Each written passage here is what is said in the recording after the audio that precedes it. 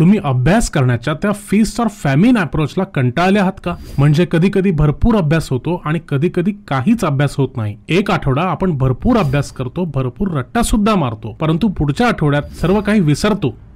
हे तुमच्यासोबतही होते का? मग परीक्षा जवळ आली असता कॉफीच्या भरोशावर रात्र रात्र अभ्यास करणे सोडा आणि सातत्यपूर्ण अभ्यासाच्या सवयींचा स्वीकार करा, ज्यामुळे तुम्हाला तुमच्या परीक्षेत यश मिळेल, ते पण कुठल्याही तणावाशिवाय. या व्हिडिओमध्ये आपण क्रॅक करणार आहोत कन्सिस्टन्सी कोड, जेणेकरून तुमची कन्सिस्टन्सी वाढेल आणि त्यासोबतच मी तुम्हाला अशा काही सिक्रेट टिप्स आणि ट्रिक्स देणार आहे ज्याने तुम्ही एक अनियमित अभ्यास करणाऱ्या सर्वसाधारण विद्यार्थ्यावरून एका फोकस्ड स्टडी मशीन मध्ये रूपांतरित होऊन जाल. आणि ही चर्चा करत असताना मी तुम्हाला मॅट्रिक्स मेथड आणि टाइम ब्लॉकिंग मेथड बद्दल सांगणार आहे, ज्याने तुमची कन्सिस्टन्सी आणि परफॉर्मन्स हा खूप मोठ्या प्रमाणात सुधारेल. त्यामुळे संपूर्ण व्हिडिओ अगदी काळजीपूर्वक बघा. पेन, नोटबुक आणि सोबत चिप्स वगैरे घेऊन बसा आणि अभ्यासातील सातत्य वाढवून परीक्षा कशी क्रॅक करायची आहे हे शिकण्यासाठी सज्ज व्हा. सर्वांना नमस्कार, मी स्वप्नील पुराणिक आणि आपण पाहत आहात स्पर्धा परीक्षा विश्वातील सर्वात दर्जेदार युट्यूब चॅनल स्वप्न स्टडीज. सर्वात पहिला मुद्दा आहे तो म्हणजे स्ट्रक्चर्ड शेड्यूल. तुम्हाला एक वेल स्ट्रक्चर्ड आणि रिअलिस्टिक स्टडी टाइम टेबल बनवायचा आहे, ज्यामध्ये अभ्यासाच्या प्रत्येक घटकाला तुम्ही महत्त्व द्याल आणि या वेळापत्रकात ब्रेकसाठी आणि रिलॅक्सेशनसाठी सुद्धा वेळ द्याल. यातला दुसरा भाग म्हणजे स्मार्ट गोल्स. आणि स्मार्ट म्हणजे specific, measurable, attainable, relevant and time bound goals. यात स्पेसिफिक गोल्स म्हणजे अभ्यासाचे स्पष्ट गोल्स तयार करा. म्हणजे येणाऱ्या आठवड्यात मी भरपूर अभ्यास करणार आहे, यापेक्षा मी येणाऱ्या आठवड्यामध्ये 10 टॉपिक्स क्लिअर करणार आहेत असे गोल्स ठेवा. तुमचे गोल्स हे मेजरेबल म्हणजे मापन करता येणारे असावेत आणि तुमचे गोल्स क्लिअर झाले की नाही हे सातत्याने चेक करत राहा.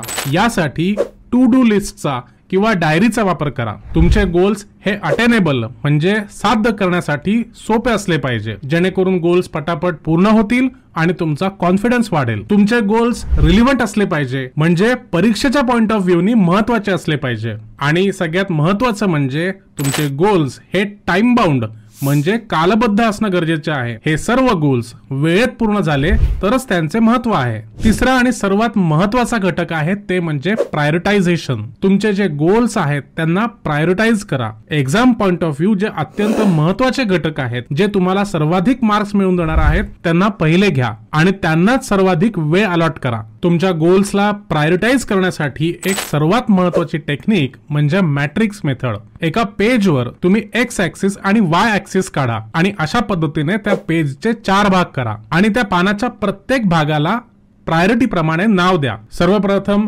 हायएस्ट प्रायोरिटी, मग हाय प्रायोरिटी आणि मग मीडियम प्रायोरिटी आणि लेस प्रायोरिटी. त्या भागांना असे नाव द्या. तुमची प्रायोरिटी सेट करण्यासाठी अजून एक महत्वाची मेथड म्हणजे टाइम ब्लॉकिंग मेथड. दिवसभराचा अभ्यासाचा वेळ अशा पद्धतीने ब्लॉक करा ज्यामध्ये तुम्ही सर्वाधिक वेळ सर्वात महत्वाच्या घटकाला द्याल. उदाहरणार्थ, जर आज तुम्ही 10 तास अभ्यास करणार असाल तर त्या 10 तासांचे 4 तास, 3 तास आणि 3 तास असे वेगळे भाग करा आणि या ब्लॉकमध्ये वेगवेगळ्या घटकांचा अभ्यास करा. अशा प्रकारे डेडिकेशनने अभ्यास करताना देखील कधी कधी तुमच्या अभ्यासामध्ये ब्रेक येतो, कुठलं तरी इमर्जन्सी काम येतं किंवा कधी कधी मेडिकल इमर्जन्सी असते. अशा वेळेस आपला अभ्यास सोडून आपल्याला वेगवेगळ्या कामांमध्ये गुंतावं लागतं आणि कधी कधी पूर्ण दिवस वाया गेल्यानंतर जेव्हा आपण घरी येतो आणि आपल्याला वाटतं की आता एवढा वेळ गेला, एवढा दिवस गेला, आता मी काय अभ्यास करणार, मी आता उद्या अभ्यास करीन. अशा वेळेस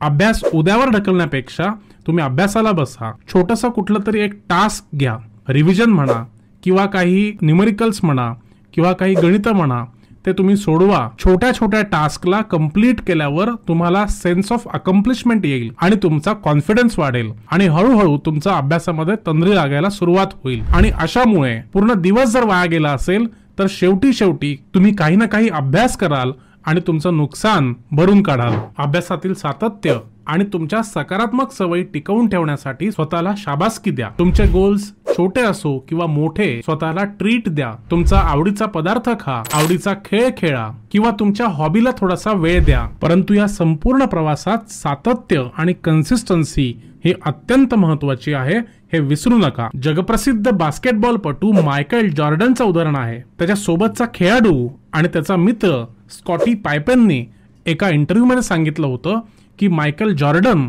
हा प्रॅक्टिसला सकाळी 5 म्हणजे 5 ला हजर राहायचा. तो प्रत्येक वेळी ग्राउंडवर वेळेच्या आधी यायचा आणि उशिरापर्यंत प्रॅक्टिस करायचा. त्याने त्याच्या प्रयत्नांमध्ये जे सातत्य टिकवून ठेवलं त्यामुळेच तो जगप्रसिद्ध खेळाडू बनू शकला.